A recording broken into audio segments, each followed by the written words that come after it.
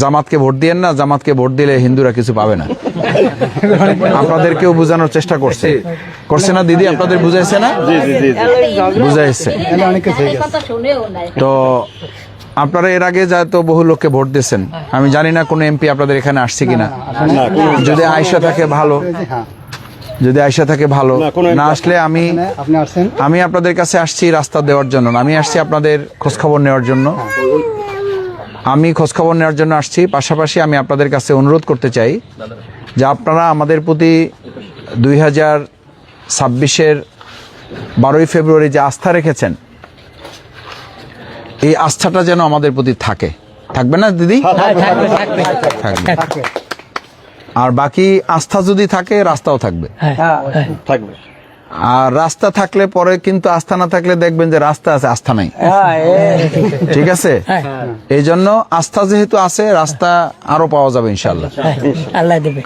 দ্বিতীয় হচ্ছে যে আমরা বাউফলে শুধু রাস্তা না, রাস্তার পাশাপাশি স্কুল, মসজিদ, মাদ্রাসা, মন্দির, টিউবওয়েল, আমাদের এলাকাবাসীর যা প্রয়োজন আছে।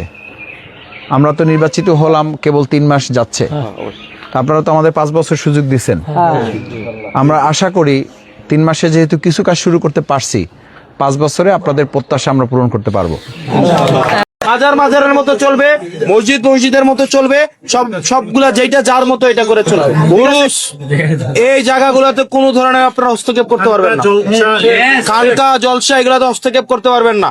যার যার বিশ্বাস তার কাছে, যার যার বিশ্বাস। আপনার কোনো অধিকার নাই কোনো মাজারে আক্রমণ করার, কোনো অধিকার নাই।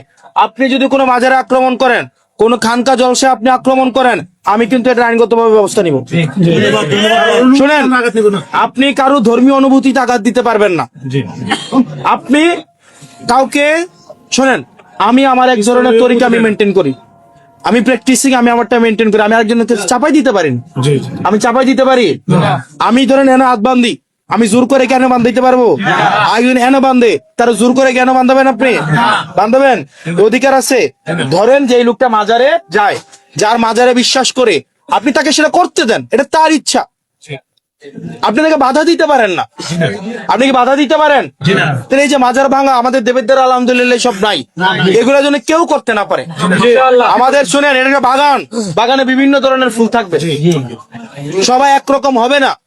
সবাইকে একরকম হবে, এইগুলা যেন কেউ না করে। কোন মন্দির, মসজিদে, কোন মন্দিরের দিকে আমাদের সাম্প্রদায়িক সম্প্রীতি যেন বজায় থাকে। আমাদের হিন্দু ভাইয়েরা যেন আমাদের কাছে সবচেয়ে বেশি কি থাকে, সেফ থাকে, সিকিউর থাকে, নিরাপদ থাকে। এটা দায়িত্ব কার? দায়িত্ব কার? আমাদের। মাজারের মতো চলবে, মসজিদের মতো চলবে, সবগুলা যেটা যার মতো এটা করে চলবে। ঠিক আছে? এখানে চাকরি করে লাভ কি আমাদের? আমরা গরিব মানুষ, কোনো বাসি নাই। জামাত আমির চাই গাজীপুর 2 আসনের জামাত আমির চাইয়া আমাদের 200 লোক কর্মীকে জেলখানে ধরে জানে নিয়েছে, তখন আমাদের সমাধান করে দিছে। কিন্তু বিএমপির পোলাবান, বিএমপির নেতার একটা জানে না। আমরা 2 আসনে এখন নির্বাচনে খাড়া করেছি আমরা, তখন এরা যে কি পূর্ণ পাইছি, তখন এরা সন্ত্রাস। আগে না নেতা খেতা চেয়ারম্যান মেম্বার টিয়া দিত, এখন কি দেওয়া লাগবে? রাস্তার কাজ যে বাজে হয়েছে, এটা কি আপনি বলছেন না আমি বলছি? আমি বলছি কি না আপনাদেরকে? বলছি না? শোনেন, আমি একটা কথা বললে দিই আপনাদেরকে। অনেকগুলা রাস্তার কন্ট্রাক্টর আছে যারা কাজ পাইছে, তারা হচ্ছে এই রাস্তার কাজগুলো যখন করছে, আগের কন্ট্রাক্টর করছে। আগের কন্ট্রাক্টর, কোনো কন্ট্রাক্টর দেবিদ্বারের রাস্তাঘাটের কাজ কিভাবে হয় আমি আপনারা বলি, এগুলো আগে জানতাম না, এখন বুঝি। ধরেন দেবিদ্বারের লাইসেন্স হচ্ছে টোটাল 4-5 জনের কাছে। শোনেন, টোটাল 4-5 জনের কাছে। ধরেন সরকার থেকে 100 টাকা দিয়ে কিনে, 100 টাকা দিয়ে সরকার থেকে কেনার পরে সেই কামটা করে না। সরকার থেকে 100 টাকা দিয়ে কাজটা কি করে সে নেওয়ার পরে সরকার কিন্তু তাকে 100 টাকা দিয়ে কাজটা করার জন্য সেটা করে না, সে তখন কাজটা বেচে ফেলে। এটা বেচছে 90 টাকা আরেকজনের কাছে, তাতে আল্লাহ বইল কয় টাকা? 10 টাকা। এতে আবার আরেকজনের কাছে বেচতে 60 টাকার মধ্যে আইয়া থে হাত বদল হয় কয়টা? 60টা। সরকার কিন্তু দেয় কত? 100, কিন্তু কাম হয় কয় টাকার? 60 টাকা। এই 60 টাকার মধ্যে ট্যাক্স আছে, ভ্যাট আছে, এটা সেটা। এবার আমি আসার পরে আমি স্ট্রিক্টলি একটা জায়গায় আসছি, যে কাজ নিবে সেই করতে হবে।